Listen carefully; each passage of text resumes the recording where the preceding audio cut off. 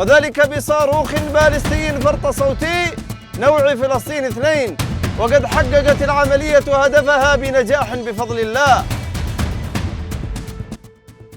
Komitmen Angkatan Bersenjata Yaman untuk mendukung rakyat Palestina terus berkobar diwujudkan dengan peluncuran rudal hipersonik Palestina 2 pada Selasa 2 Juli malam.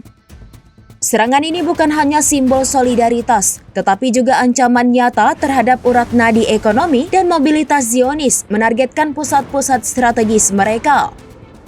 Rudal Palestina 2 yang canggih dengan kecepatan hipersonik melampaui Mach 5 sekali lagi membuktikan bahwa tidak ada tempat yang aman bagi penjajah di tanah Palestina.